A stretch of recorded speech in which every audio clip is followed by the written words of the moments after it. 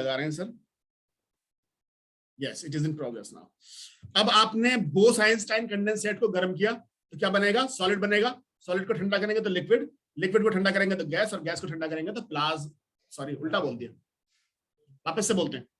बोस-आइंस्टाइन condensate को गर्म किया आपने तो सॉलिड बनेगा, सॉलिड को गर्म किया तो लिक्विड, लिक्विड को गर्म किया तो गैस, और गैस को इतना गर्म कर दिया कि एटम ब्रेक हो जाए, उसे बोलते हैं प्लाज्मा। प्लाज्मा बहुत काम की चीज है। सन की जो सरफेस है वो प्लाज्मा से बनी हुई है, तो प्लाज्मा में एटम फटे होते हैं, फट जाते हैं, आयंस बन जाते हैं। ठीक है। सॉलिड तीन तरह के हो सकते हैं, रिजिड, इलास्टिक और प्लास्टिक। तो ये सब बातें पता होनी चाहिए आपको। इसके अलावा मैटर के जो पार्टिकल्स हैं, एटम्स जो होते हैं, उनके वो बहुत ही स्मॉल होते हैं। They are very very small. अगर आप KMnO4 के क्रिस्टल को, एक सॉल्ट के क्रिस्टल को लें, उस क्रिस्टल के 1000 इक्वल पीसेस कर दें, तो उसके अंदर, उस 1000 पार्ट के अंदर इतने सारे एटम्स होंगे कि वो 100 ml वाटर का कलर चेंज कर सके। इतने सारे एटम्स होते हैं, छोटे छोटे एटम्स ही ऐसा कर सकते हैं। तो एटम्स आर एक्सट्रीमली स्मॉल। कितने स्मॉल होते हैं आप नेकेड आई से नहीं देख सकते। एटम्स के बीच में स्पेस होता है, ग्लास के बीच में जैसे स्पेस है ना, ऐसे ही एटम्स के बीच में स्पेस होता है। इसका प्रूफ है कि अगर आप पानी में सॉल्ट डिसॉल्व करें, तो एक गिलास पानी लिया आपने, अप टू द ब्रिम, ऊपर तक भर दिया आपने, उसमें 1 चम्मच सॉल्ट डिसॉल्व करेंगे तो पानी बाहर नहीं गिरेगा। आपको ताज्जुब हो जाएगा इस बात। क्यों? क्योंकि सॉल्ट के जो क्रिस्टल्स पार्टिकल्स हैं, they will get into the intermolecular space. वो पार्टिकल्स के बीच में चले जाएंगे। मान लीजिए क्लास में 10 बच्चे और बिठाने हो, तो यहाँ जगह है, यहाँ जगह है, जगह जगह है, वहां फंस जाएंगे जाकर। तो स्पेस होता है पार्टिकल्स के बीच में। इसी की वजह से आप लेमोनेड बना पाते हो। डेली लाइफ से कनेक्टेड बात आई। देखिए, आप इसे लेमोनेड बनाते हैं तो सॉल्ट मिक्स करते हैं, यूनिफॉर्म मिक्सचर बन जाता है, लेमन डालते हो। अगर इंटरमॉलिक्यूलर स्पेस ना होता तो आपकी दुनिया बड़ी मंडेन और मोनोटोनस होती, टेस्टलेस होती।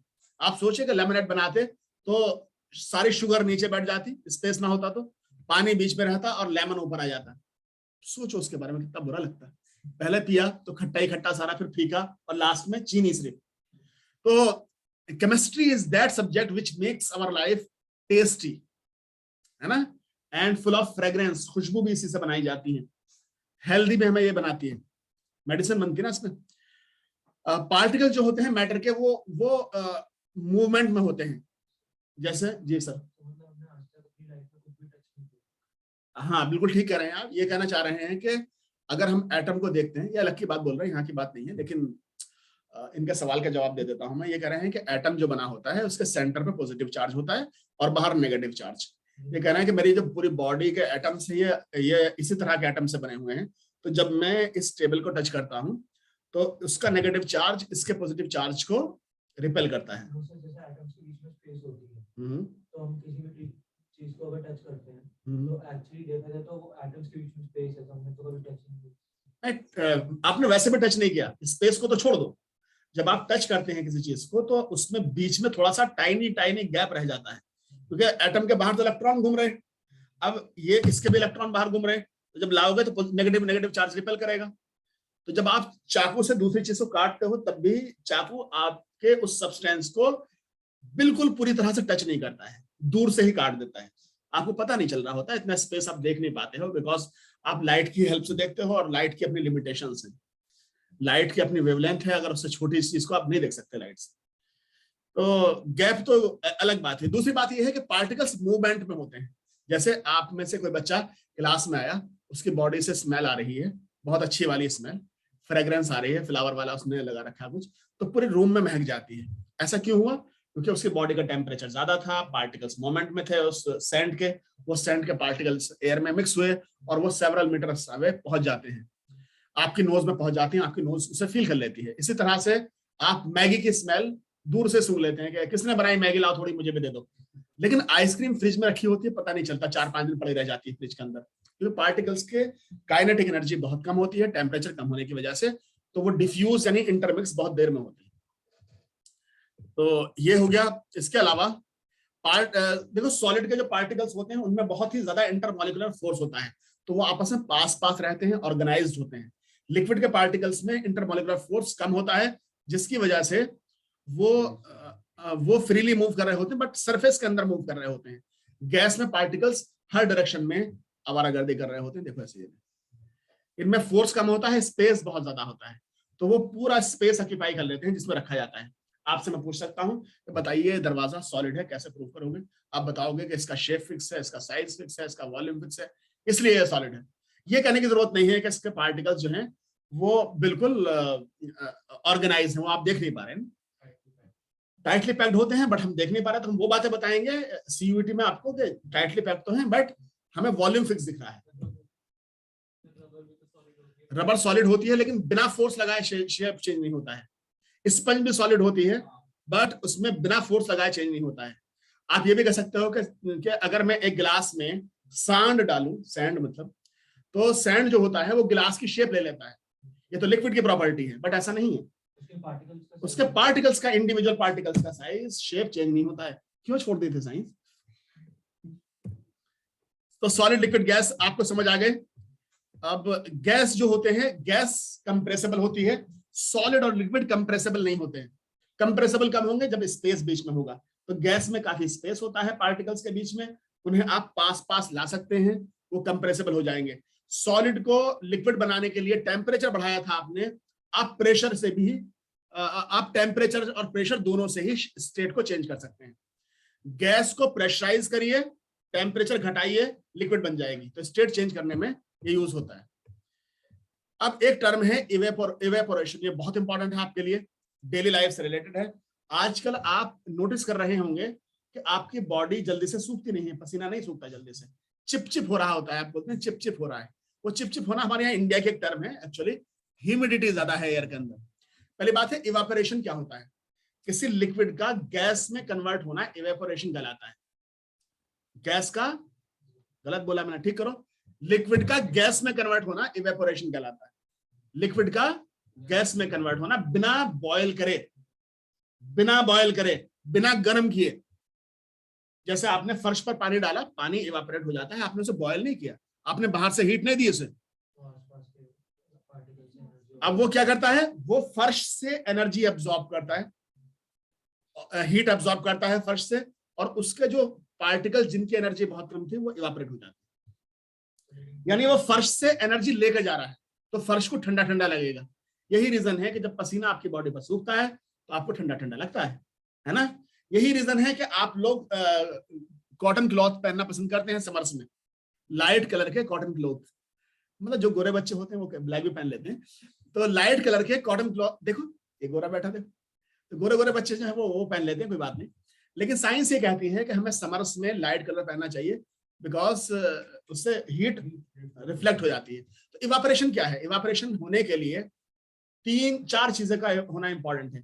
गर्मी ज्यादा होगी तो इवापोरेशन फास्ट होगा। समर्स में कपड़े जल्दी सूखते हैं। आप पंखा चलाते हैं, उससे विंड स्पीड बढ़ती है, जिससे इवापोरेशन फास्ट हो जाता है, कपड़े जल्दी सूख जाते हैं, पसीना जल्दी सूख जाता है, आपको ठंडक का एहसास होता है। आप कहते हो पंखे से हो रहा है, पंखे से नहीं, नेचर ने तेरे अंदर बेटा पसीना लगाया। अगर पसीना ना हो और पंखा चलाओ तो कुछ फायदा नहीं होगा ज्यादा। इवापोरेशन हो रहा होता है हर समय हमारी बॉडी से। अरे ये एसी तो नहीं चल रहा भाई।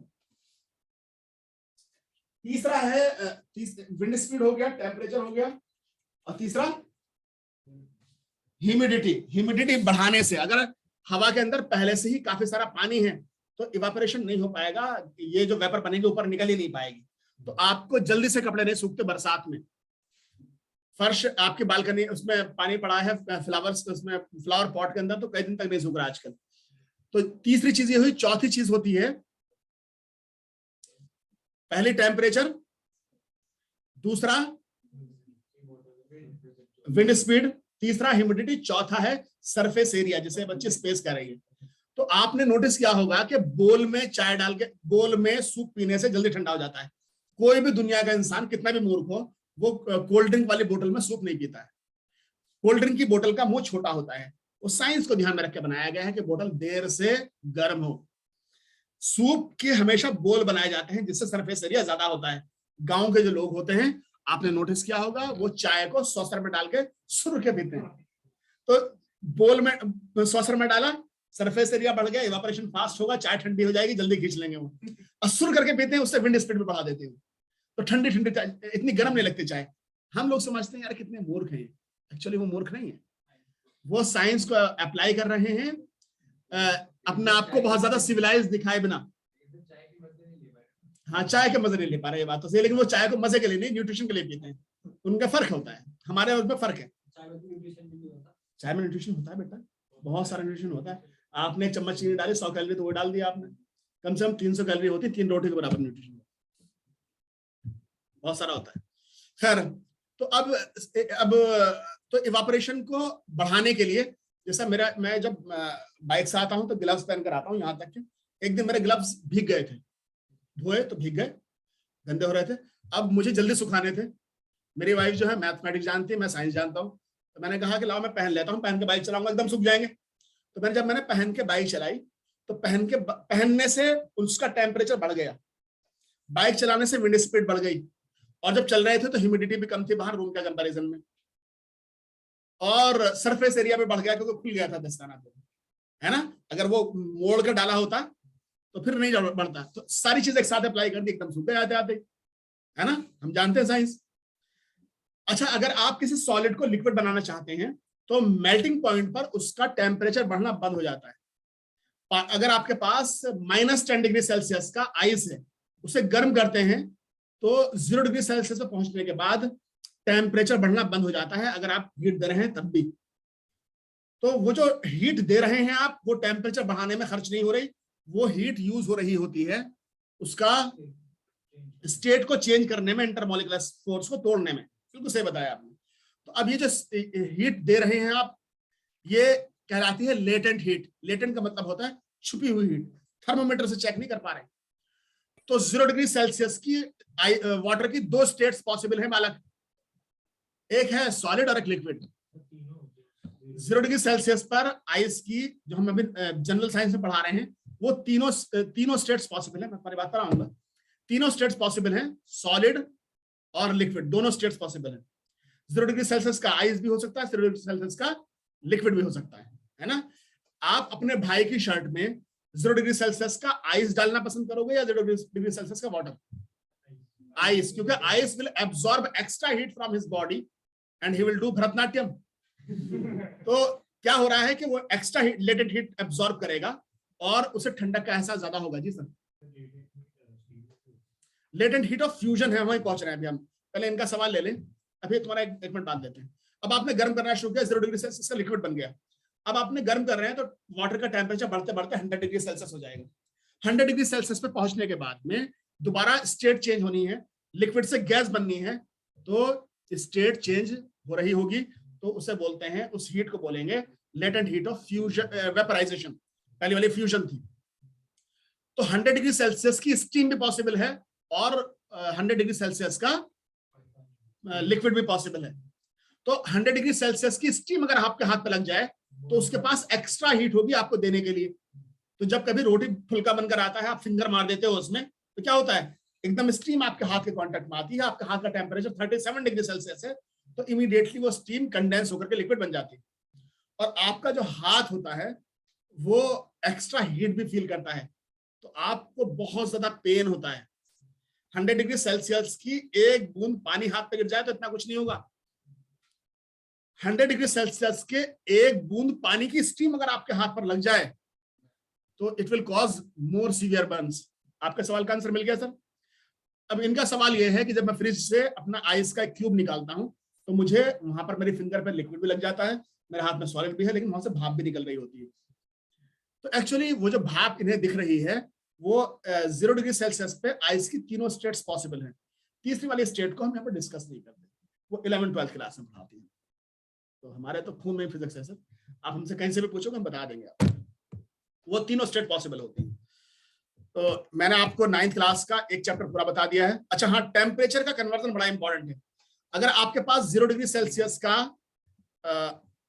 आपके पास अगर, देखिए 2 एग्जाम्पल लेकर बता रहा हूं, आपके पास देखिए 59 डिग्री सेल्सियस से केल्विन में बदलना है, तो उसमें 273 प्लस कर दो। पानी का मेल्टिंग पॉइंट कितना होता है? 0 डिग्री सेल्सियस। तो मेल्टिंग पॉइंट है 0 डिग्री सेल्सियस, इससे केल्विन में कन्वर्ट करो, 273 है ना, बिल्कुल सही बोला आपने।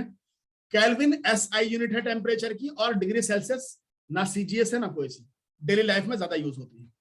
आपकी बॉडी का टेम्परेचर होता है 37 डिग्री सेल्सियस, तो उसमें 273 प्लस कर दें, इसका उल्टा करने के लिए भी आ सकता है, ठीक है। तो आपको पता होना चाहिए, फ़ारेनहाइट बनाने के लिए नहीं आ सकता, बिकॉज वो सिलेबस में आपके नहीं है, ठीक है। बात समझ आ गई? तो ये पूरा हो गया आपका टॉपिक।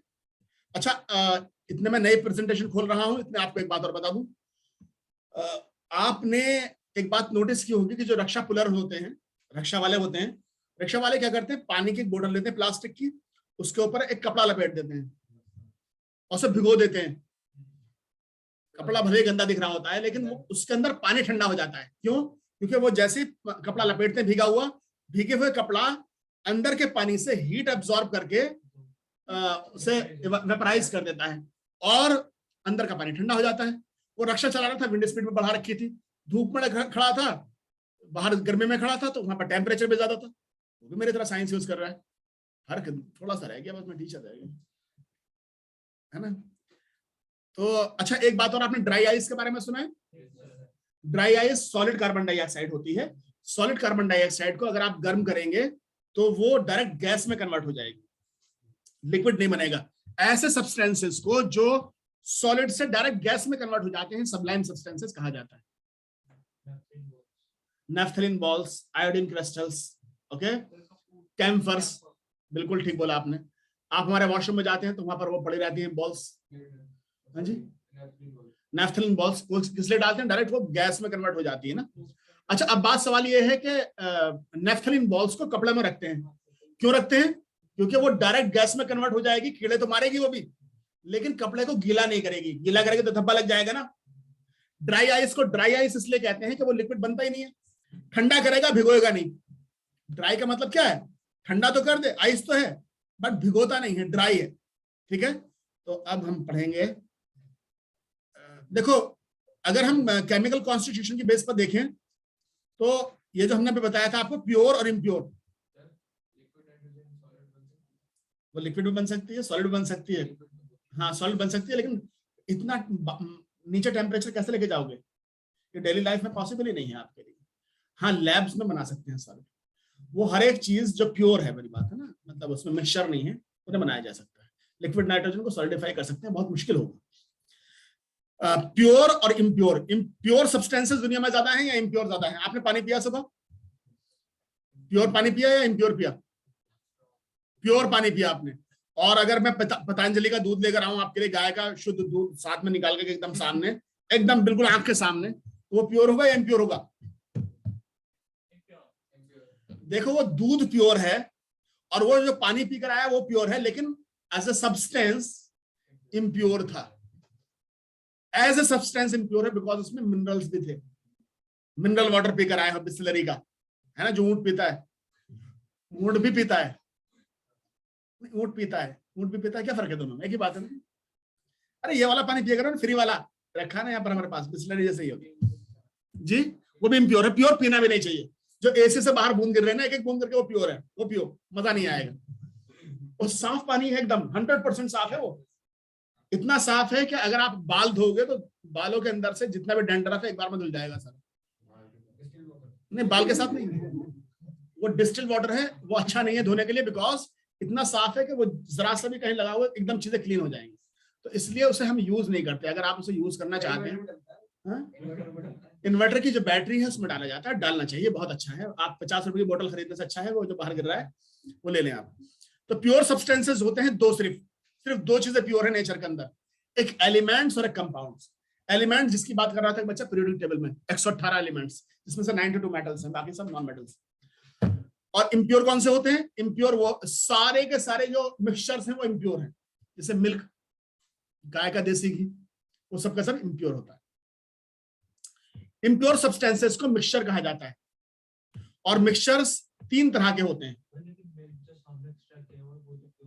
बेटा उसमें विटामिन्स हैं, उसमें पानी है, उसमें स्टार्च है, उसमें कार्ब्स हैं, उसमें केसीन है, और बताएं इतना काफी है? बताएं, बहुत सारी चीजें हैं उसमें।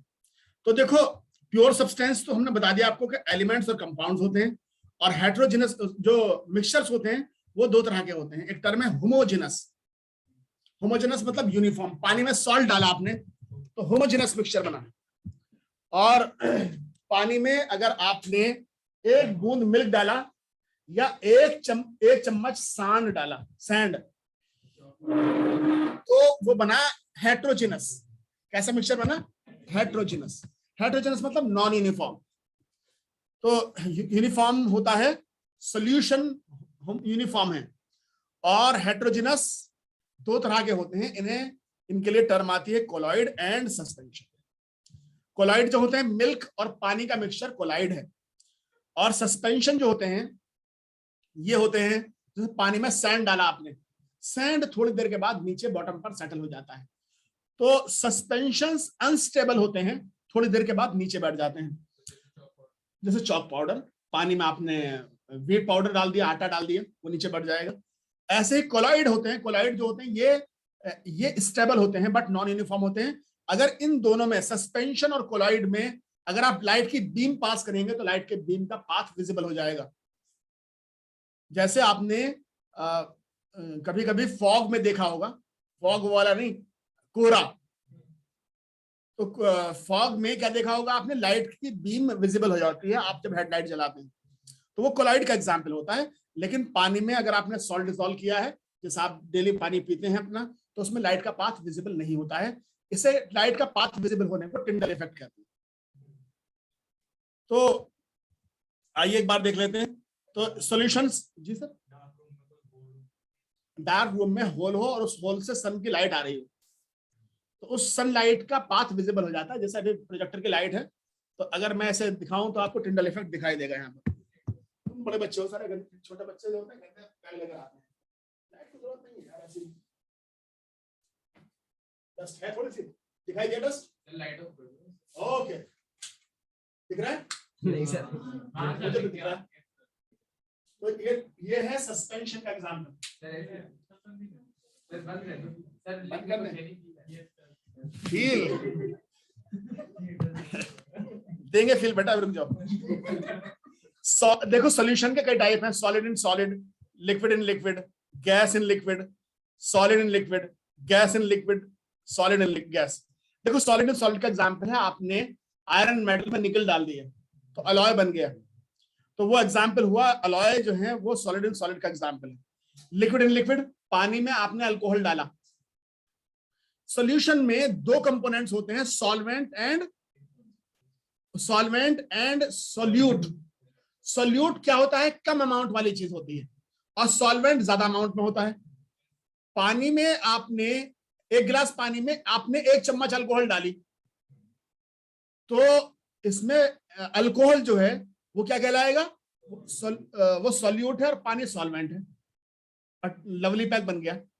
और आपने एक गिलास अल्कोहल में 1 चम्मच पानी डाला, तो इस बार उल्टा हो गया, अल्कोहल जो है वो सॉल्वेंट हो गया, पटियाला पैक।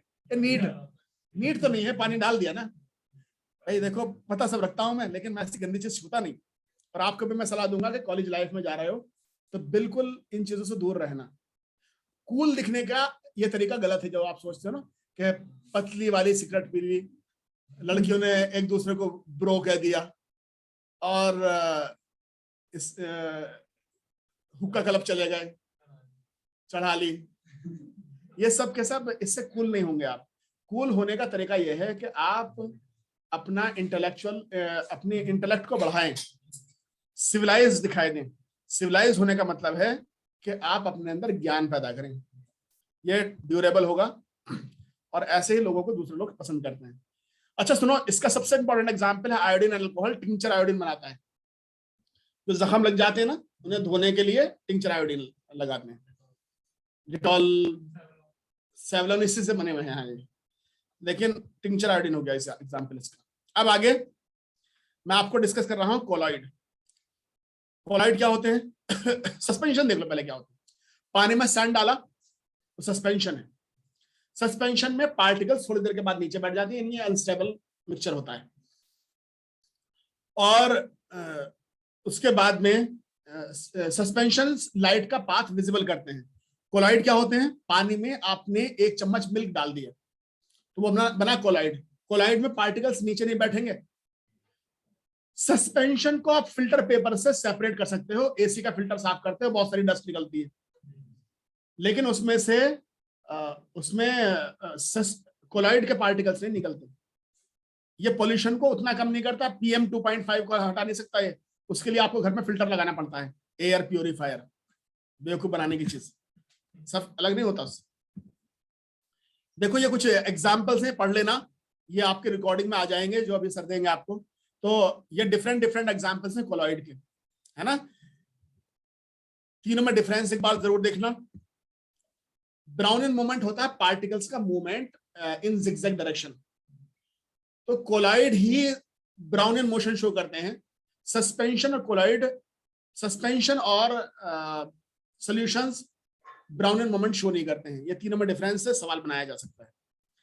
टिंडल इफेक्ट बता दिया मैंने आपको, लाइट का पाथ विजिबल हो जाना। देखो पहले वाले ग्लास में लाइट का पाथ विजिबल हो रहा है, दूसरे में नहीं हो रहा। दूसरा वाला सॉल्यूशन है, पहला वाला कोलॉइड है। हाँ, सनलाइट जो है पास करती है पेड़ से, जैसे पेड़ के पास दिखाते हैं, देखो यही बिल्कुल सही जा रहा हो तुम। मिक्सचर का सेपरेशन, ये इस पर सवाल नहीं आता आपका, अब इसे छोड़ देंगे। अब हम बात करेंगे एटम्स एंड मॉलिक्यूल चैप्टर के बारे में। मैटर के जो बिल्डिंग ब्लॉक्स हैं वो हैं एटम्स। एक से ज्यादा एटम्स मिलकर मॉलिक्यूल बनाते हैं। एटम सबसे छोटी यूनिट तो है, बट ये केमिकल रिएक्शन में पार्टिसिपेट नहीं करती। तो आपको एटम्स के बारे में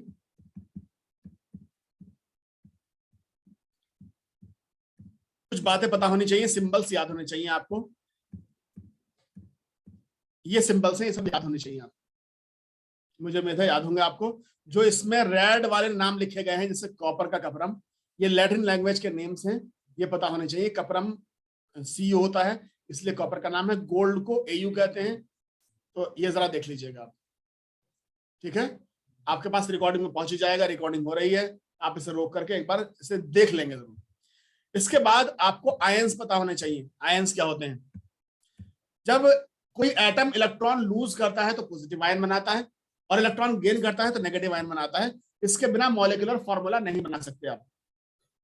याद कैसे रखेंगे कि कटायन पॉजिटिव है या नेगेटिव है? देखो, मान लीजिए आप बात कर रहे हैं सोडियम की, तो सोडियम Na फॉर्मूला होता है, इसके पास 11 प्रोटॉन्स थे, 11 इलेक्ट्रॉन थे। मैं बता रहा हूं, कोई बात नहीं आपको। 11 प्रोटॉन पॉजिटिव और 11 इलेक्ट्रॉन नेगेटिव, सब मिलाकर के 0 चार्ज था। इसने एक इलेक्ट्रॉन लूज कर दिया, तो एक इलेक्ट्रॉन लूज किया इसने, तो प्रोटॉन्स तो 11 ही रहे और इलेक्ट्रॉन हो गए कितने? 10 हो गए। तो अब इसके ऊपर क्या आ गया? एक पॉजिटिव चार्ज आ गया। पॉजिटिव चार्ज आने के बाद में जो चीज बनी उसे आयन कहते हैं, और इसका नाम है कटायन। कटायन कैसा आयन होता है? कटायन है पॉजिटिव आयन। अगर आपको पॉजिटिव चार्ज दिखता है यहाँ पर, तो आपको खुश होना चाहिए कि कटायन पॉजिटिव आयन होते हैं। कटायन सेल के कैथोड पर जाते हैं, कैथोड नेगेटिव टर्मिनल होता है, ठीक है। एनायन नेगेटिव टर्मिनल होता है, एनायन नेगेटिव चार्ज पार्टिकल्स होते हैं। तो मैं दिखा देता हूं आपको, ये आपको आने चाहिए। देखिए ये चार्ट है, याद करना होगा आपको। एक ये चार्ट है, ये याद करना होगा। ये दो चार्ट्स हैं, दोनों टेबल से याद कर लोगे तो आपको मॉलिक्यूलर फार्मूला बनाना आ जाएगा। मैं मॉलिक्यूलर फार्मूला बनाने का तरीका सिखा रहा हूं आपको, ठीक है। मान लीजिए आपको फार्मूला बनाना है कैल्शियम हाइड्रोक्साइड का।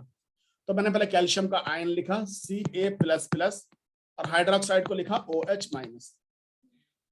तो इसमें इसके नीचे 2 लिखो, इसके नीचे 1 लिखो, जितने जितने चार्ज है। अब Ca लिखना है, तो Ca कितना हुआ? 1।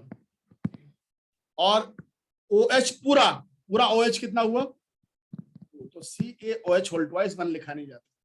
इस तरह से फॉर्मूला बनाना सिखाते हैं हम लोग। इनमें से मॉलिक्यूलर फार्मूला बनाना आना चाहिए आपको। ये मैंने कुछ बनाए हैं आपके लिए, स्क्रीन पर रिकॉर्डिंग में डाल दिए हैं, आप इसे देख लेंगे। इन सबके मॉलिक्यूलर फार्मूला जरूर बनाना आप। नीचे कुछ ऐसे फार्मूला हैं जो किसी को नहीं आते, वो मैं बता देता हूं आपको। ये फार्मूला है जो आसानी से नहीं आते आपको। क्विक लाइम का फार्मूला होता है CaO, हाइड्रोजन ब्रोमाइड का HBr, बेकिंग पाउडर का होता है NaHCO3, पोटेशियम सल्फेट का होता है K2SO4, स्लेग्ड लाइम, जिसमें आपने पानी में क्विक लाइम डाला, क्विक लाइम मतलब चूना, चूने को पानी में डालोगे तो पानी को चूना लग जाएगा, तो पानी को चूना लगने के बाद जो चीज बनती है उसे बोलते हैं स्लेग्ड लाइम, CaOH होल ट्वाइस, इसी को लाइम वाटर भी कहते हैं। यही वो चीज है जो मिल्की हो जाता था कार्बन डाइऑक्साइड गैस पास करने पर। लाइमस्टोन का फार्मूला है CaCO3, लाइम का मतलब यहाँ पे नींबू नहीं है। वॉशिंग सोडा का फार्मूला है Na2CO3, Na2CO3 dot 10H2O। Dot 10H2O आपके लिए कंपलसरी नहीं है, हमारा काम है सब बात बताना, इसलिए बता रहे हैं। ब्लीचिंग पाउडर का फार्मूला होता है CaHCO3,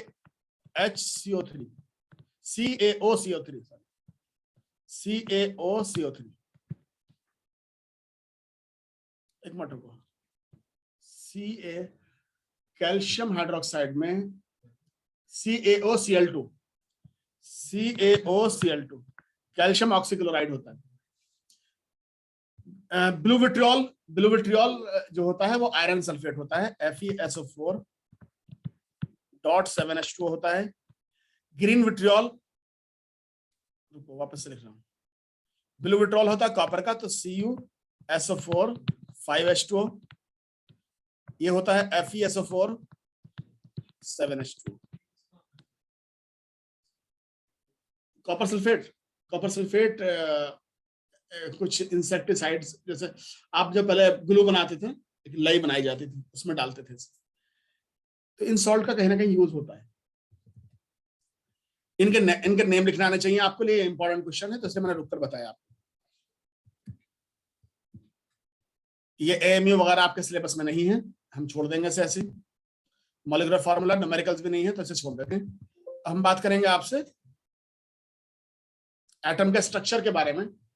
एटम के स्ट्रक्चर के बारे में बस थोड़ी सी बात ये करनी है आपसे कि एटम के सेंटर पे पॉजिटिव चार्ज होता है, जिसे हम न्यूक्लियस कहते हैं। न्यूक्लियस पे सारा मास होता है, सारा मास और सारा पॉजिटिव चार्ज एटम के न्यूक्लियस पर होता है, और सारा नेगेटिव चार्ज बाहर ऑर्बिट्स में रिवॉल्व कर रहा होता है।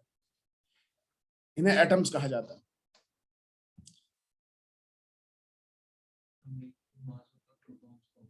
मेन मास प्रोटॉन्स और न्यूट्रॉन्स दोनों में बराबर बराबर होता है। प्रोटॉन का मास 1 AMU, न्यूट्रॉन का मास भी 1 AMU होता है।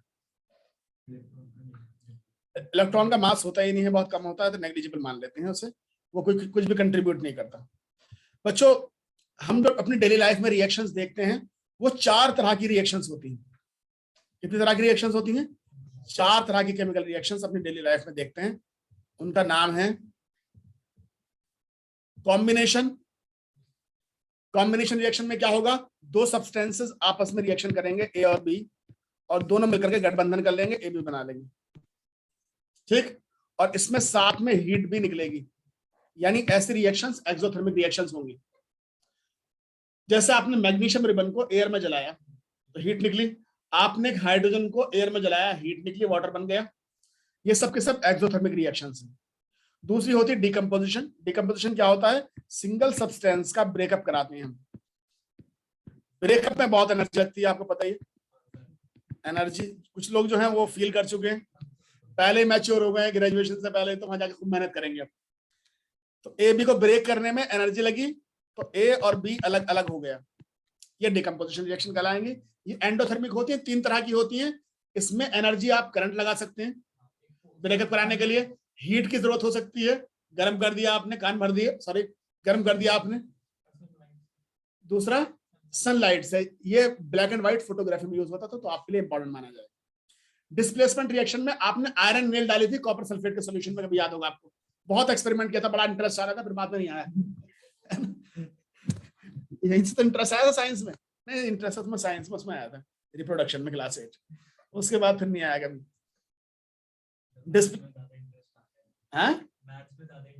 मैथ्स में 8th क्लास में तो रिप्रोडक्शन कितनी बार पढ़ा, ईमानदारी से बता। अच्छा बेचारा बच्चा।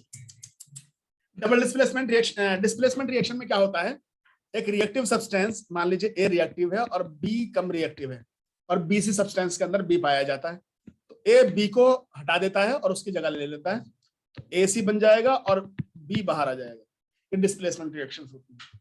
डबल डिस्प्लेसमेंट रिएक्शन क्या होती है? मान लीजिए आपके पास एक सॉल्ट है AB और एक और सॉल्ट है CD। A पॉजिटिव चार्ज है और C भी पॉजिटिव चार्ज है, तो A C की जगह ले ले और C A की जगह ले ले, तो इसे कहेंगे हम डबल डिस्प्लेसमेंट रिएक्शन। तो ये बन गया हमारा CB और AD। इसमें ये रिएक्शन दो तरह की हो सकती है, प्रेसिपिटेशन रिएक्शन और प्रेसिपिटेशन हो सकती है, और साथ में हो सकती है न्यूट्रलाइजेशन, एसिड और बेस की रिएक्शन। मैं सबके आपको एक टाइप दिखा रहा हूं, आप मुझे देखकर बता देंगे। अगर सुनो, हाँ, अगर किसी सब्सटेंस में ऑक्सीजन ऐड होती है तो उसे ऑक्सीडेशन कहते हैं। फूड में ऑक्सीजन ऐड हो जाने से फूड का ऑक्सीडेशन होता है, फूड स्पॉइल हो जाता है, जिसे हम रेंसिडिटी कहते हैं।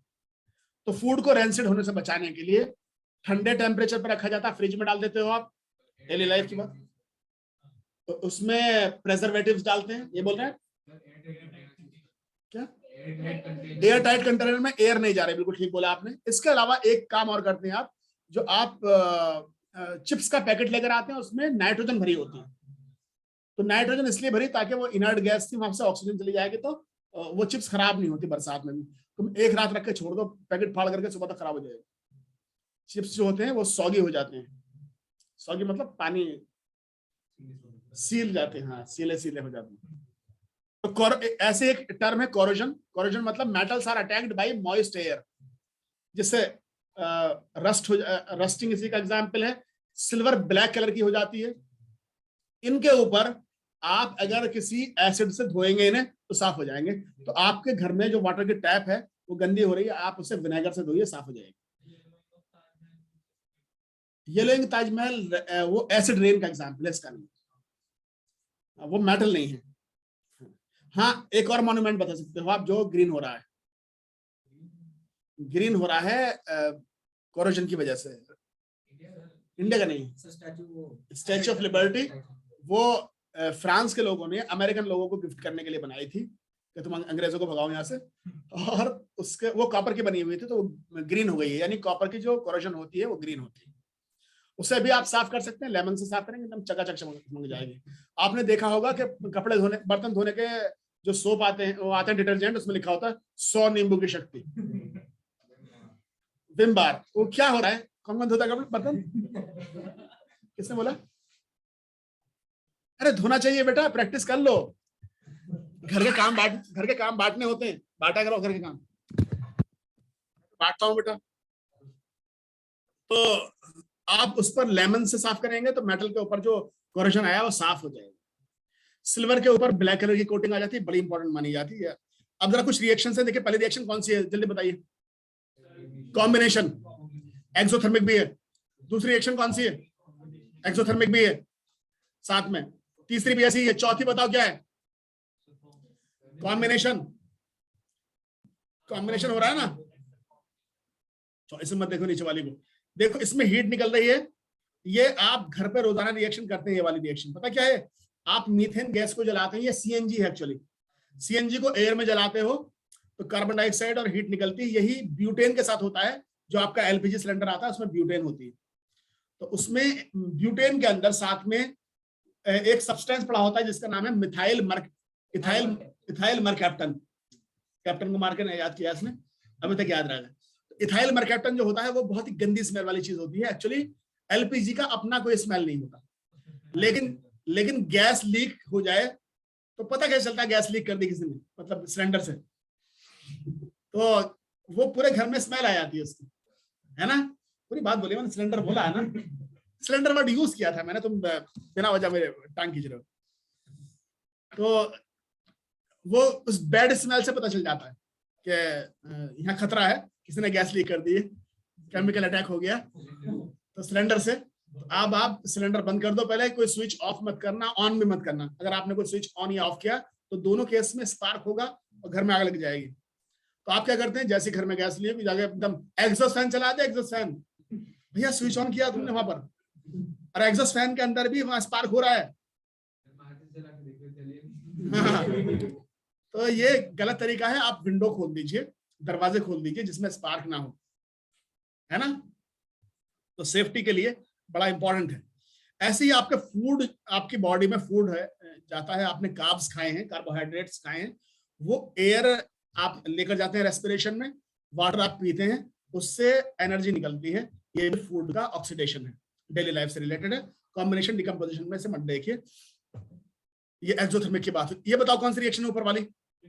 डिकम्पोजिशन। ये भी डिकम्पोजिशन है, देखो ये भी डिकम्पोजिशन है, ये भी डिकम्पोजिशन है, ये भी डिकम्पोजिशन है, ठीक है। लास्ट वाली रिएक्शन है, ये ब्लैक एंड व्हाइट फोटोग्राफी में यूज होती है,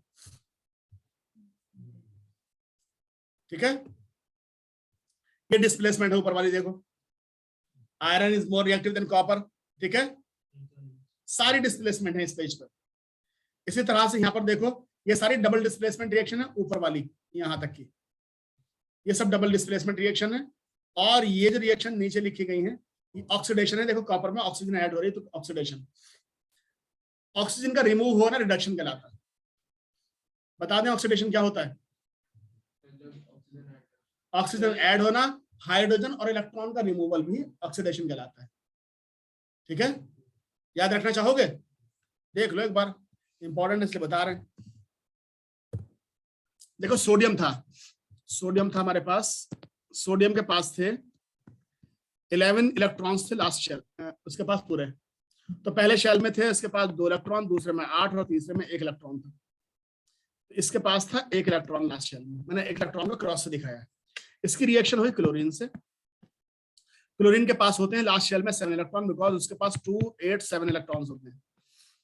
तो लास्ट में 7 इलेक्ट्रॉन है, मैं 7 इलेक्ट्रॉन को डॉट से दिखा रहा हूं, ठीक है। अब देखो क्लोरीन चाहती है कि इसके लास्ट शेल में 8 इलेक्ट्रॉन्स हो जाएं, और सोडियम में चाहती है इसके लास्ट शेल में 8 इलेक्ट्रॉन हो जाए, स्टेबल हो जाए, घर बस जाए, है ना। तो अब सोडियम क्लोरीन से कहती है आओ रिएक्शन करोगी? तो क्लोरीन कहती है रिएक्शन तो मैं करूंगा, मुझे चाहिए 1 इलेक्ट्रॉन ये वाला, क्योंकि मुझे चाहिए 8 इलेक्ट्रॉन करने। तो सोडियम कहती है मेरे पास भी एक्स्ट्रा ही है, ये जाएगा तो मेरे पास 8 इलेक्ट्रॉन हो जाएंगे लास्ट शेल में। तो सोडियम अपना 1 इलेक्ट्रॉन इसे दे देता है। तो सोडियम को 1 इलेक्ट्रॉन मिला है, सोडियम ने का 1 इलेक्ट्रॉन गया है तो ये पॉजिटिव चार्ज हो गया। क्लोरीन को 1 इलेक्ट्रॉन मिला है,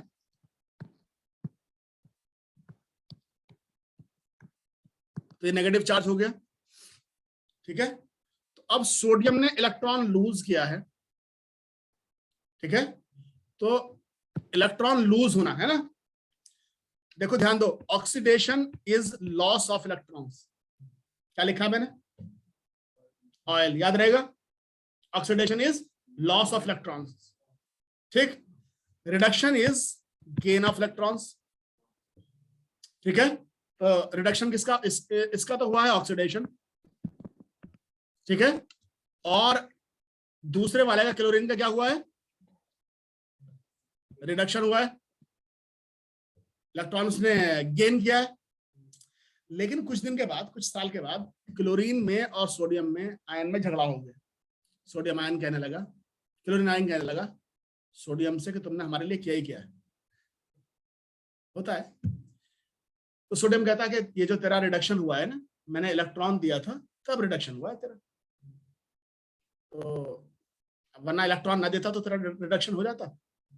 उसने कहा बात तो तेरी ठीक है, तो इसका मतलब तू हो गया रिड्यूसिंग एजेंट, तुमने मेरा रिडक्शन कराया।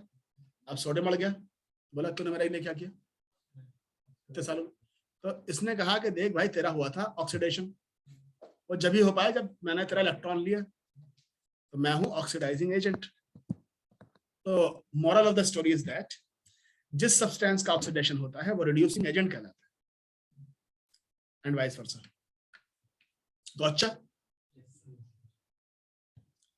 तो ये टॉपिक भी यहां पर फिनिश हो गया। आगे तुम्हारा काम बहुत सारा होता है।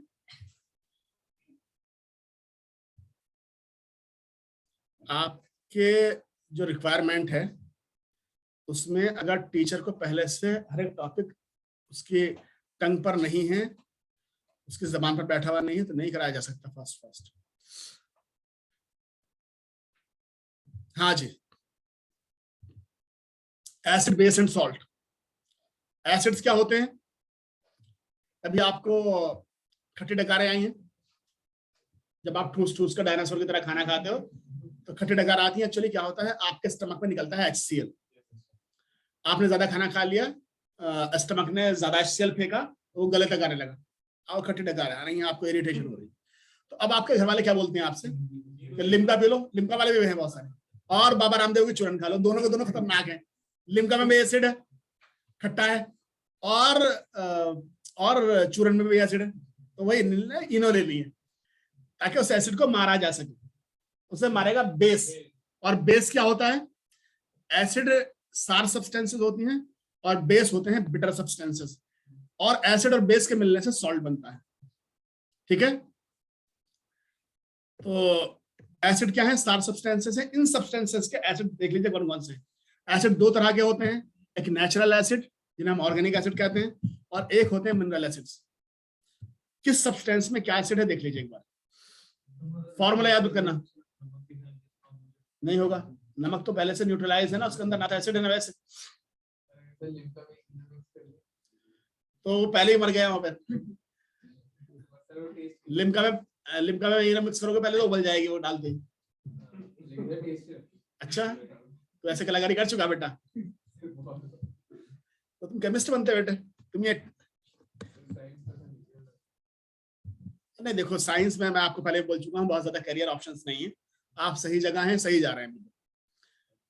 जो लोग फिजिक्स केमिस्ट्री बायोलॉजी लेकर फंसे हुए हैं, मुझे मालूम है उनकी जिंदगी बहुत बेहाल है। और जो वो अपना मान लीजिए IIT भी कर लेंगे ना, जिंदगी दुखी रहेगी। उन्हें पैकेज मिलेगा 20 लाख का, 25 लाख का, 30 का, 40 लाख का मिल जाएगा, लेकिन टारगेट भी उतने बड़े होंगे। मैं तुम्हें समझाता हूँ। मेरे एक साथ में यहाँ पर टीचर पढ़ाते थे, सौरभ शुक्ला, याद है आपको? बायो पढ़ाते थे किसी भी आदमी, हमारे टाइम में थे सौरभ शुक्ला, मोटे मोटे से थे। तो उन्होंने घर लिया 60 लाख का नोएडा में। 20 लाख रुपए उन्होंने 10 लाख रुपए डाउन पेमेंट दिया और 50 लाख का लोन कराया। मैंने घर लिया 35 लाख का। मैंने कोई लोन नहीं कराया, मैंने अनऑथराइज कॉलोनी में लिया, लोन 1 रुपया नहीं लिया, मैंने कैश लिया। क्यों? अनऑथराइज में, ऑथराइज में ले लेता जब मिल जाता। लेकिन फर्क समझो क्या हुआ? फर्क ये हुआ कि अब मैं सुकून के साथ सोता हूँ, वो हर महीने 50,000 की किस्त देता है। मुझे नौकरी छूट जाए फर्क नहीं पड़ता, सेंटर बंद हो जाए मुझे फर्क नहीं पड़ता, ऊपर वाले के रूप से। वो परेशान रहता है कि मुझे किस्त भरनी 50,000 की, 40,000 का घर का खर्च, 40,000 तो घूमते फिरते कमा लूंगा मैं ऐसे। तो अब आप ये सोचो कि उसकी सैलरी मेरे आसपास ही थी। जिनकी बहुत ज्यादा सैलरी होगी ना IIT करने के बाद, उन्हें कोई लोन बेच जाएगा, कोई लाइफ इंश्योरेंस बेच जाएगा, उसकी किस्तें भरते रहेंगे जिंदगी में, बड़ी सी गाड़ी ले लेंगे। कम खर्च रखना आपने, सुखी रहना तो खर्चे कम रखना बस। सबसे आसान तरीका, मैं बाइक से आता हूँ मजे के साथ। कार में यकीन मानो कोई सी भी कार ले सकते हैं, कोई सी भी, मतलब जो एक अपर मिडिल क्लास ले सकता है, 50 लाख 60 लाख तक की मैं ले सकता हूँ, बट जरूरत नहीं है। क्या फायदा वैसे टेंशन लेने से? वो अगले साल ही उसकी कीमत जो है 20 लाख कम हो जाएगी, है ना? तो भैया उबर में, ओला में कार आती है ना, वो लेके छोड़ देता है जब बारिश पड़ रही होती। कभी कभी मैं दूसरी शर्ट रख लेता हूँ बैग के अंदर, यहाँ के बदल लेता हूँ, ज्यादा टेंशन है नहीं। तो आपको अपने खर्च कम रखने, उनके खर्च बढ़े रहेंगे, तुम अपने कम रखने हैं, तुम उनसे बेहतर जिंदगी जियोगे, लेकिन अपने आप को इंप्रूव करते रहें। और वो हमेशा टेंशन में रहेंगे, बड़ा बड़ा टारगेट अचीव करने होंगे कंपनी में, सुखी रहो, है ना? ये देखो कुछ एसिड्स हैं। एसिटिक एसिड पाया जाता है विनेगर में। 5% विनेगर जो होता है, जो आपके फ्रिज के अंदर रखा, पता नहीं क्यों फ्रिज के अंदर रखते हैं, फ्रिज के बाहर रखना चाहिए उसे। विनेगर जो होता है वो, उसमें 5% एसिटिक एसिड होता है, 95% पानी होता है। फॉर्मिक एसिड जब चींटी काटती है आपको, तो आपकी बॉडी में फॉर्मिक एसिड डाल देती है। लैक्टिक एसिड सार मिल्क यानी कर्ड में होता है। जब मिल्क कर्डल्ड हो जाता है ना, सेटल हो जाता है, तो उसमें लैक्टिक एसिड बनता है, खट्टा हो जाता है ना दही बनने के बाद। टार्ट्रिक एसिड टमारिन में होता है। सिट्रिक एसिड सिट्रस फ्रूट्स के अंदर होता है। ऑक्सैलिक एसिड जो होता है, ऑक्सैलिक एसिड टोमेटो के अंदर होता है, और मैलिक एसिड एप्पल के अंदर होता है। ये 3 एसिड स्ट्रॉन्ग है, नीचे वाले, सॉरी ऊपर वाले 3 एसिड स्ट्रॉन्ग है। सल्फ्यूरिक एसिड, नाइट्रिक एसिड और hydrochloric acid. Carbonic acid carbonic drinks में होता है। आप कोल्ड ड्रिंक पीते हो, लिम्का वगैरह, इसमें कोई वो भी मिला देता है, तो वो जो उसमें से बबल्स निकल रहे हैं वो कार्बन डाइऑक्साइड के हैं, क्योंकि कार्बोनिक एसिड बहुत ही अनस्टेबल होता है, कार्बोनेटेड वाटर भी होता है। तो इनमें थोड़ी देर रख दोगे ना आप इसे कार्बोनिक एसिड को, तो ये कोल्ड ड्रिंक मीठी हो जाती है क्योंकि खट्टापन हवा के साथ निकल जाता है, फिर मजा नहीं आता पीने में, है ना। आप अगर कोल्ड ड्रिंक पीने में मजा लेने वाले लोग हो तो आप कोशिश करते हो कि एक सांस में आधा गिलास पी लो शुरू में, तभी स्वाद आता है ना। बर्गर खाने में, जो नॉन वेज खा रहे हैं उन्हें, तो वो ज्यादा पीने में क्या होता है कि वो खट्टापन जो है वो जबान पर चिपक जाता है। तो बेस क्या होते हैं? बेस होते हैं बिटर सब्सटेंसेस, ये एसिड के उल्टे हैं। एसिड सार सब्सटेंसेस होते हैं और बेस कैसे होते हैं? बिटर होते हैं। एल्कलाई वो बेस हैं जो जो पानी में डिसॉल्व हो जाते हैं। बेस का मतलब वो नहीं है बेबी को बेस पसंद है, ये एसिड को डिस्ट्रॉय करने वाली चीज है। 4 तरह के होते हैं ये। ऑक्साइड होते हैं मेटल के, कार्बोनेट्स होते हैं मेटल के, मेटल हाइड्रोजन कार्बोनेट होते हैं और हाइड्रोक्साइड होते हैं। 4 होते हैं बेस। और बेस एसिड को न्यूट्रलाइज करके सॉल्ट और वाटर बनाते हैं, ठीक है। अब कोई सब्सटेंस एसिड है कैसे मालूम चलेगा? चक्के देखोगे, चक्के देखने से क्या नुकसान है?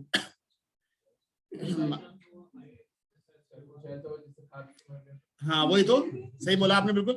एक सॉल्ट है जिसका नाम है KCN, हिंदी में बोलते हैं इसे पोटेशियम साइनाइड। टेस्ट करके देखोगे? तो टेस्ट करना, to test a substance is acid or base is not a good idea. So what you will do, you will have indicators. Indicators क्या होते हैं? आपकी गाड़ी मोड़ते हो ना, जब आप लेफ्ट में मोड़ते हो तो राइट का इंडिकेटर देते हो ना उल्टा।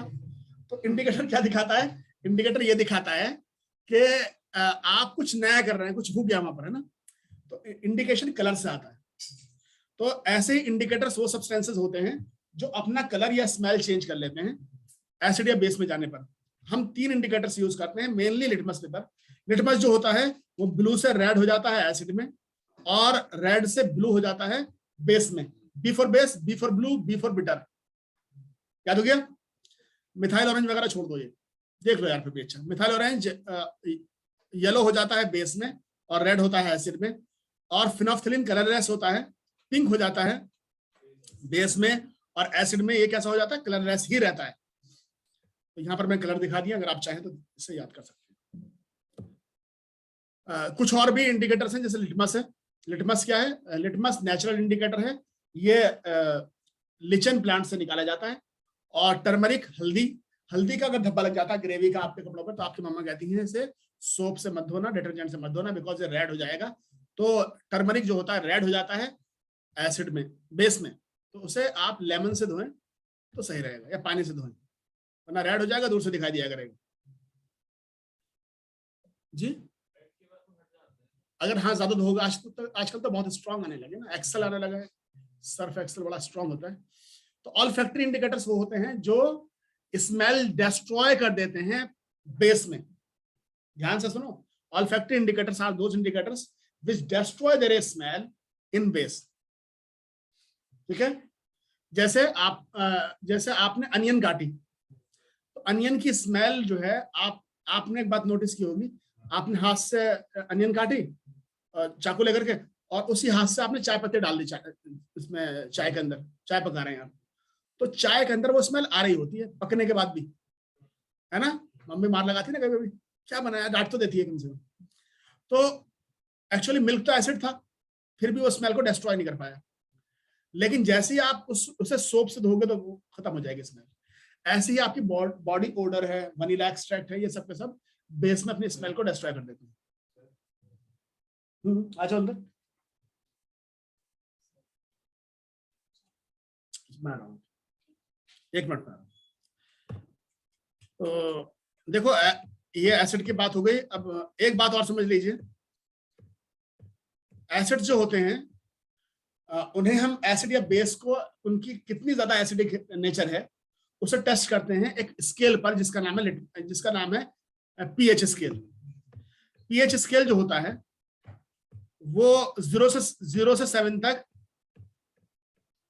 एसिडिक होता है, और 7 से 14 तक बेस होता है, और 7 पर न्यूट्रल होता है। जरा देखिए, मैं 1 मिनट पा रहा हूँ, पेरेंट आए, बात मत करिएगा, रिकॉर्डिंग चल रही है, आप ही की आवाज जाएगी और आपको कोई परेशानी होगी पढ़ते हुए।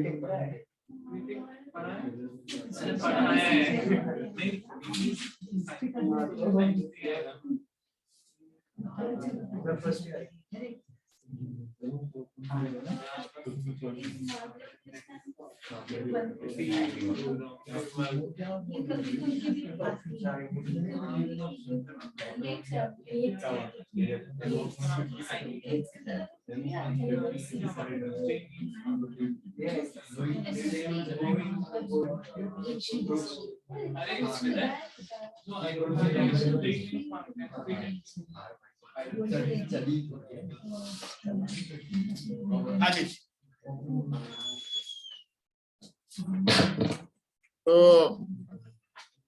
आपने पीएच स्केल में क्या होता है 0 से 7 तक एसिडिक। तो जिस सब्सटेंस का पीएच 1 है या 0 है वो ज्यादा एसिडिक होगा और जिसका 4 है वो कम एसिडिक। अगर आपने एक एसिड जिसका पीएच 4 है उसमें पानी डाला तो पीएच बढ़ेगा, पानी डालने पे पीएच बढ़ेगा और बढ़ते बढ़ते 7 हो जाएगा। पानी डालते रहो तो 7 हो जाएगा। आपने अगर आपके पास पीएच 9 वाला एक बेस है उसमें पानी डालोगे तो पीएच कम होगा, घटते घटते 7 हो जाएगा। तो पीएच एसिडिक बनाने के लिए क्या करोगे? एसिडिक बनाने के लिए आपके पास पानी है, उसे एसिडिक बनाना, उसमें एसिड डालो और डालोगे और एसिडिक हो जाएगा, और डालोगे और एसिडिक हो जाएगा। ठीक है। बेस को और बेसिक बनाने के, पानी को और बेसिक बनाने के लिए उसमें बेस डाल दे जाओ। ठीक है, समझ गए आप लोग एसिड बेस का फंडा। ये जो पीएच होता है ये डेली लाइफ में बड़ा इंपॉर्टेंट है। हमारा जो बायोलॉजिकल सिस्टम है इसका पीएच 7 to 7.8 होता है। आप देखिए कोई सी बुक उठाइए, पीएच पर एक एक सवाल जरूर मिलेगा। तो जो ह्यूमन ब्लड है, टीयर्स हैं, सलाइवा है, उनका पीएच 7.4 होता है। प्लांट्स की ऑप्टिमम ग्रोथ के लिए पीएच 7 के आसपास होना चाहिए। अगर मान लीजिए मिट्टी का पीएच बहुत ज्यादा एसिडिक हो गया है तो उसके लिए क्या करोगे आप, उसमें बेस डाल दोगे। आपकी बॉडी के साथ में तो आपने यही किया था, बेस डाला था ना, इनो डाली थी ना पेट के अंदर। तो यहाँ पर बेस डालने में सस्ता वाला बेस डालिए, चूना डालिए मिट्टी के अंदर। चूना जो होता है वो बेस होता है, ये नहीं कि बहुत कॉस्टली वाला आपने ला करके बेस डाल दिया। मिट्टी में डाल रहे हैं, है ना, मिट्टी में डाल रहे हो पौधे बोने के लिए। ज्यादा बेसिक हो गया। आम बेचोगे निकाल के 50 रुपए किलो उसमें से। इकोनॉमी को भी ध्यान रखना पड़ेगा ना हमको। हमारा डाइजेशन पूरा का पूरा एसिड बेस और पीएच पर डिपेंड करता है। हमारे माउथ का पीएच जो होता है वो 7 होता है जब हम न्यूट्रल होता है, लेकिन जब हम खाना खाते हैं तो इसमें से सलाइवा निकलती है। सलाइवा माउथ को बेसिक कर देती है, जिससे सलाइवरी एमाइलेज नाम का एक एंजाइम निकलता है। सलाइवरी एमाइलेज स्टार्च को कार्बोहाइड्रेट में कन्वर्ट कर देता है, जिससे खाना आपको मीठा लगने लगता है, फीका वाला नहीं। सुना होगा आपने ये बात। फिर खाना जाता है इसोफिगस में।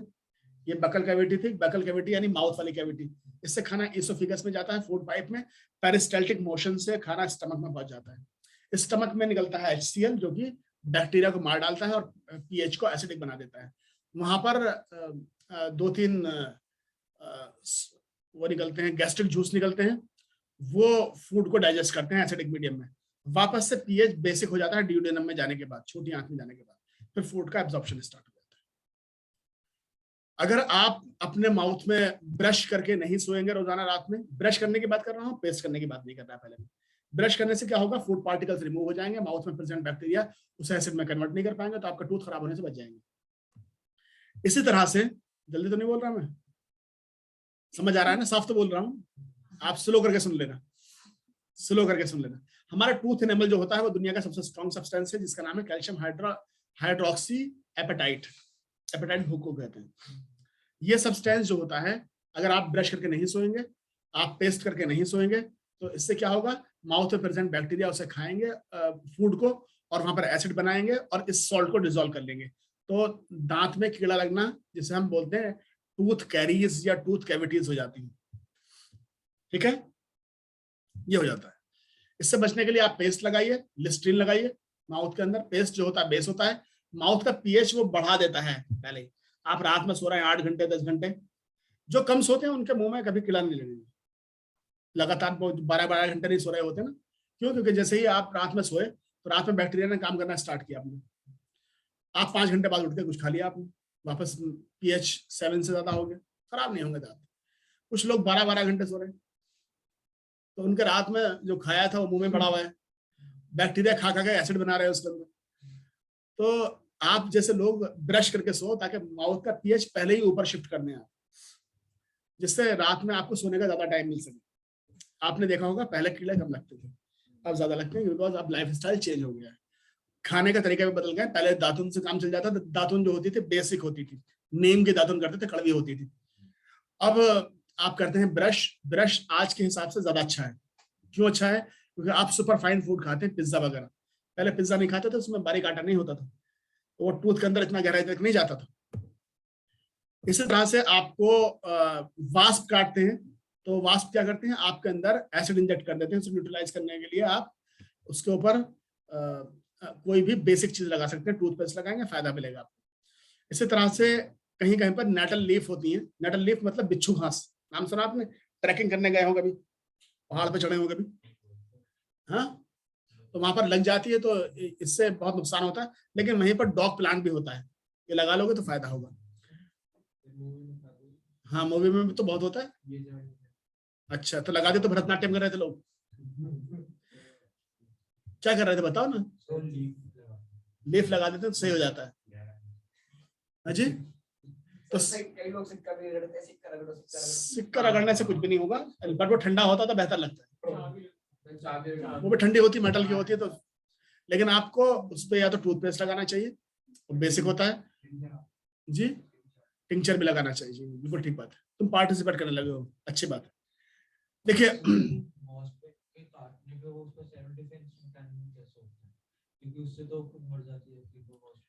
वो सेल्फ डिफेंस की हर एक ऑर्गेनिज्म के लिए अलग डेफिनेशन होगी। तुम्हारे लिए सेल्फ डिफेंस है अपने आप को बचाना, उनके लिए सेल्फ डिफेंस है पूरी कॉलोनी को बचाना। उनकी जिंदगी किसी काम की नहीं है, वो सिर्फ रानी मक्खी को बचा रहा होता है। जी चेले नहीं होते, वो वॉरियर्स होते हैं। चेला जो होता है ना वो भक्त होता है, ये भक्त नहीं होता, ये आर्मी है। तो ऐसे कॉपर के यूटेंसिल जो होते हैं ग्रीन हो जाते हैं, जैसे स्टैच्यू ऑफ लिबर्टी हो गई है, तो उसके ऊपर आप लेमन लगा दीजिए। मैंने कहा ना 100 नींबू की शक्ति। जो मिल्क मैन होता है वो मिल्क में थोड़ा सा सोडा डाल देता है सुबह को। क्यों? उसमें दूध निकाला सुबह 5 बजे, आपके घर ला रहा है 12 बजे दिन में। मेरी बात तो पन्नी का दूध पीते हैं आप, तो उसमें भी पीएच को ऊपर शिफ्ट कर देता है। वो तो पाश्चराइज होता है, लेकिन मिल्कमैन क्या करता है, उसमें थोड़ा सोडा डाल देता है ताकि पीएच ऊपर शिफ्ट हो जाता है। वो दोपहर तक भी पीएच नीचे तक नहीं आ पाता, तो उसे टाइम मिल जाता है डिलीवर करने के लिए। पानी फिर और सोडा डाल देगा। पानी मिलाने से तो बढ़ ही जाएगा, 5 से 7 आ जाएगा। नहीं, उससे दूध फटने से नहीं बचेगा, दूध तो फट ही जाएगा। तो इसलिए मिल्कमैन जो होता है वो ऐड कर देता है सोडा। ठीक है। आप जब मैं पहली बार दिल्ली आया लखनऊ में, तो खैर 12 साल पहले लखनऊ में ये वाला दूध नहीं मिलता था, तो पैकेट वाला। मैंने आके दुकान में बोला भैंस का दूध दे देना, तो सब मेरी तरफ देख रहे हैं। अभी मैं तुम बोल दो दुकान में जाके भैंस का दूध दे देना, सब देखते हैं अरे तो भैंस का तो दूध है, लेकिन लोग मानते नहीं भैंस का दूध है वो। यहाँ पे कहते हैं, कोई कहता है कि उसका मदर डेयरी का दे दीजिए और अमूल दे दीजिए, सुधा दे दीजिए। पता नहीं लोग कैसे कैसे बोलते हैं। देखो जी, इसमें और कोई ऐसी चीज नहीं है इस चैप्टर में भी आगे। हाँ, जब आपकी हड्डी वगैरह टूट जाती है तो हड्डी को जोड़ने के लिए प्लास्टर ऑफ पेरिस यूज किया जाता है। प्लास्टर ऑफ पेरिस का फॉर्मूला होता है CaSO4 ½ बड़ा इंपॉर्टेंट है। पानी अब्सॉर्ब करके ये सॉलिड हो जाता है और इसका वॉल्यूम थोड़ा बढ़ जाता है। फिर आपके हाथ पे लिख के फ्रेंड लिख के दे जाते हैं, गेट वेल सून बडी। इससे स्टैचू वगैरह बनाई जाती है।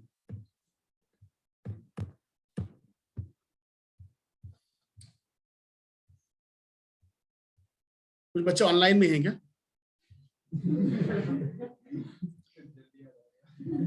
जसलीन जी, नवनीत जी, रिया जी, समझ आ रहा है आपको?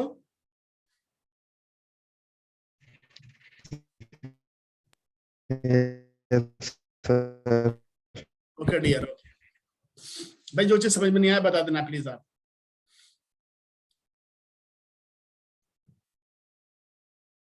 मेटल्स एंड नॉन कार्बन खत्म होने वाला। देख लेता हूँ उसमें कुछ चीज ऐसी तो नहीं है, कुछ चीजें होंगी ना। देखो, कार्बन कंपाउंड हमारी लाइफ में बहुत बड़ा रोल प्ले करते हैं। जितनी भी चीजें आप अपने आसपास देखते हैं वो मोस्टली ऑर्गेनिक चीजों से बनी होती हैं। डिटर्जेंट, फ्रेग्रेंस वगैरह, ये सब के सब ऑर्गेनिक सब्सटेंसेस होती है। तो कार्बन के सब्सटेंसेस में सबसे इंपॉर्टेंट है डायमंड। डायमंड क्या है? प्योर फॉर्म ऑफ कार्बन है। ये दुनिया के स्ट्रॉन्गेस्ट सब्सटेंस, नेचुरल सब्सटेंस में से एक माना जाता है। ग्रेफाइट स्ट्रॉन्गेस्ट नहीं है, वो सबसे स्लिपरी सब्सटेंसेस में से एक है। इसके बाद आपको अल्कोहल के बारे में थोड़ी सी जानकारी होनी चाहिए।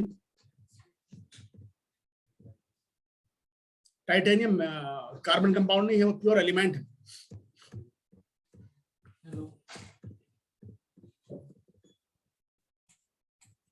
अल्कोहल को देख लीजिए एक बार जरूर, क्योंकि अल्कोहल और डिटर्जेंट देख लीजिए। हाँ जी, कंबस्शन रिएक्शन क्या होती है? जब किसी सब्सटेंस को बर्न करते हैं एयर के प्रेजेंस में, तो उसमें से हीट निकलती है। ये बड़ा इंपॉर्टेंट फिनोमेना है हमारी लाइफ का। अल्कोहल जरूर देखना चाहिए आपको। इथेनॉल, देखिए बहुत सारे अल्कोहल्स होते हैं, जिनमें से सिर्फ एक ही है जो जिसे पीने के बाद इंसान का दिमाग खराब हो जाता है। बाकी सारे बहुत सारे पॉइजनस हैं। जैसे मिथेनॉल है, उसे पीने के बाद इंसान अंधा हो जाता है। आपने सुना होगा ना, जहरीली शराब पीने से लोग मर गए, वो यही होता है। तो इथाइल अल्कोहल है, जिसे पीने से नशा होता है, यही अल्कोहलिक बेवरेजेस में आता है। लेकिन कई बार इसका पेट्रोल में भी यूज करते हैं, पावर पेट्रोल या कुछ ऐसे, उसमें ज्यादा डाला जाता है। तो अल्कोहल को मिसयूज से बचाने के लिए, जिस पर टैक्स ना लगा हो, उसमें हम उसे डीनेचर कर देते हैं। डीनेचर का मतलब क्या होता है? उसमें पॉइजनस सब्सटेंसेस डाल देते हैं ताकि कोई पिए नहीं उसे। जलाने के लिए आया तो जलाएं उससे। आप अगर आपको स्पिरिट बनाने के लिए यूज करना है तो स्पिरिट बनाएं आप, हाथ साफ करने के लिए कुछ है ना। ये सब के सब चीजें पीने में यूज ना कर ले, कोई टैक्स खराब हो जाएगा ना। टैक्स नहीं ले पाएगी गवर्नमेंट, लेकिन इलेक्शन होता है बिहार में, वहां पे वो वाली चला देते हैं। रेक्टिफाइड स्पिरिट में क्या होता है, 5% पानी होता है और एब्सोल्यूट अल्कोहल में 100% अल्कोहल होता है। एक बच्चा कह रहा नीट है क्या ये अल्कोहल वो वाला नहीं है, अल्कोहल ये प्योर अल्कोहल केमिकल फॉर्म में है। वो जो आपको बेवरेजेस मिलते हैं उनमें वो कुछ अलग अलग इंग्रेडिएंट्स भी होते हैं। नहीं 100% कभी भी नहीं होगा, नहीं 60 भी होगा। आप जाकर के रशिया में पियेंगे, कौन सी होती है उनकी वोडका, उसमें ज्यादा होता है, उसमें ज्यादा होता है वोडका में। हाँ वोडका में ज्यादा होता है, टकीला है ना क्या। हाँ तो अल्कोहल अल्कोहल अल्कोहल पीने से, कंज्यूम करने से, अल्कोहल कंज्यूम करने से क्या मिथ है वो हमें पता होना चाहिए। अल्कोहल जो है वो हमारे मेटाबॉलिज्म को स्लो कर दे देता है, तो आपको भूख कम लगेगी। साथ में क्या होगा, ये डिप्रेस कर देता है नर्वस सिस्टम को। इसका मतलब क्या है, इसका मतलब ये है कि अगर आप चूहे को पिला दो तो वो कहेगा कि मुझे बिल्ली से झगड़ा करना है। जान नहीं है अंदर, लेकिन भौंक रहा होता है ना। और इससे क्या होता है, इससे इंसान का जो कोऑर्डिनेशन है वो बिगड़ जाता है। तो जब किसी शराबी को चेक करते हैं तो उसे कहते हैं पैर मिला के खड़े हो, वो खड़े नहीं हो पाएगा क्योंकि वो हिल रहा होगा बार बार। नहीं किसी का सही नहीं होता, ऐसा नहीं है। वो तो ऐसे कुछ लोग ये कहते हैं कि इससे सर्दी में पीने से सर्दी भाग जाती है, ऐसा नहीं होता है। मैं बताता हूँ क्या होता है, सुनो सुनो क्या होता है। आपको क्या मिथ है वो दूर हो जाएगा, अभी 1 मिनट में दूर हो जाएगा। मैं साइंस का टीचर हूँ और इसे बहुत दिन से पढ़ाता रहा हूँ, और मैं अल्कोहल के खिलाफ नहीं हूँ, लेकिन अल्कोहल के बारे में जो मिथ है उसके खिलाफ। साइंस में तो अल्कोहल यूज होता है, आप सेंट लगा के मस्जिद में जा सकते हो, अल्कोहल वाला को पीना मना है, आप कपड़ों पे लगा सकते हो, लेकिन लोग जब छूने हराम कर दिया फिर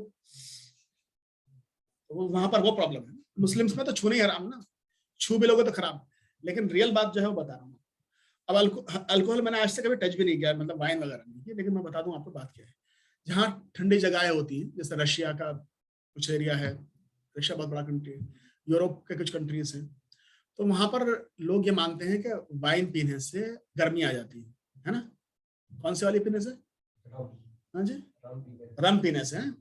तो क्या होता है कि जब आप कोई सब अल्कोहल पियेंगे ना, तो अल्कोहल ब्लड का सर्कुलेशन जो होता है वो आपके बॉडी के एंडिंग्स की तरफ कर देता है।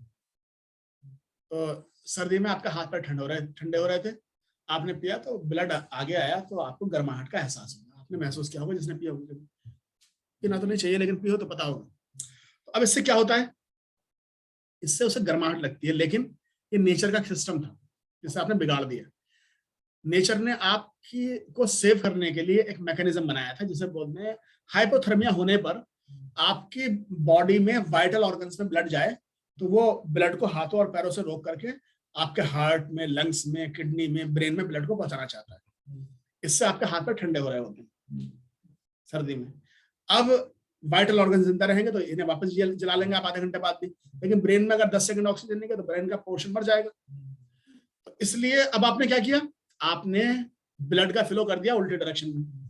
हार्ट मर जाए, ब्रेन मर जाए, कोई फर्क नहीं पड़ता, हाथ पैर गर्म रहने चाहिए। तो हाथ पैर गर्म कर लो भट्टी से साथ में रख करके, तो वो तरीका गलत है।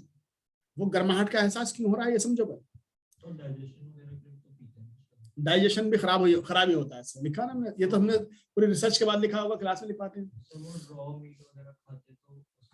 रॉ मीट नहीं, मीट खाने के बाद में कहते हैं मीट के साथ में, मीट जो होता है वो स्वादिष्ट चीज है, अगर आपने कभी खाया हो तो। वो वाइन जो होती है कड़वी होती है। रम, आपने अल्कोहल का टेस्ट सबने लिया है, मैं बताता हूँ कैसा होता है। जब आप मेडिसिन लेते हैं ना, उसकी होम्योपैथी वाली मेडिसिन लेते हो, उसमें बहुत ज्यादा अल्कोहल होता है। वो आपके जबान पर डालता है ना, 2-4 बूंद, आपके जबान भरतनाट्यम करने लगती है एकदम। तो वो एकदम कड़वाहट जो आती है, ऐसे ही टेस्ट लगभग शायद वाइन और उसमें भी आता होगा। तो वो खराब टेस्ट वाली चीज होती है अल्कोहलिक ड्रिंक्स। इसलिए टेस्ट को सुधारने के लिए आप साथ में कुछ चीज टेस्ट रख लेते हैं।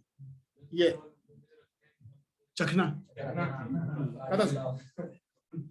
खैर, तो ये सब बुरी चीजें हैं। इससे देखो कोई फायदा तो है नहीं। अगर फायदा होता तो आपके पापा सुबह सुबह आपको एक गिलास भर के दिया करते कि बेटा जाओ पढ़ने जा रहे हैं, नहीं देते, इसका मतलब खराब चीज है ना। और आप भी पापा को दिया करते कि पापा नहीं, तुम पी के जाओ, तुम भी पी के जाओ, मम्मी भी गिलास, तुम भी पियो, मम्मी दूध, मम्मी पापा एक दूसरे को दे रहे हैं और तुम्हें भी दे रहे हैं, तो इसका मतलब दूध is better than alcohol. Alcohol में कोई न्यूट्रिएंट नहीं है, कुछ भी नहीं होता।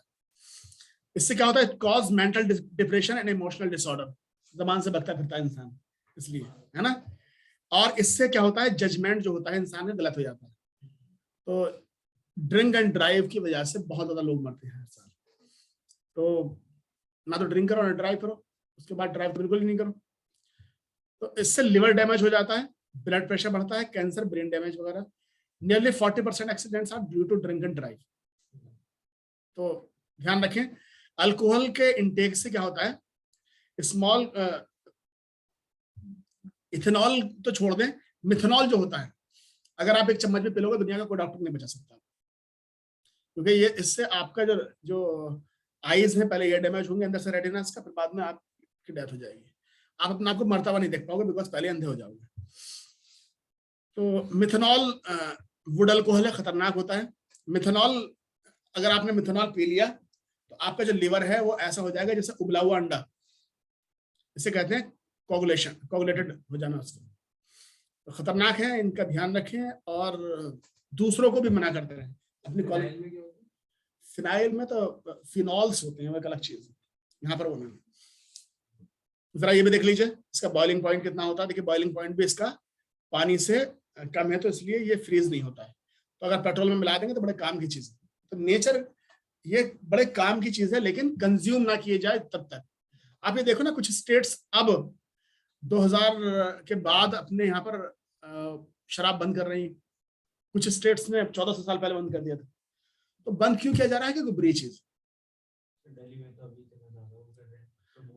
दिल्ली में भैया टैक्स लेना ना उन्हें, मैं तो टैक्स देता नहीं, तो मेरा कोचिंग सबसे बाद में खोला उन्होंने, पढ़ाई की जगह सबसे बाद में खोली उन्होंने। क्यों? क्योंकि टैक्स नहीं देते हम, वो टैक्स देता है, देश चलाने के लिए टैक्स चाहिए। तो ये है बच्चों, पूरा सिलेबस मैंने बता दिया है आपको, इसमें कोई बच्चा नहीं है। देखो बस अब आपका बच्चा रहेगा बायोलॉजी। बायोलॉजी के लिए समय मिला तो कर देंगे आपका। Thank you very much, see you in the next class, have a nice day, bye all of you.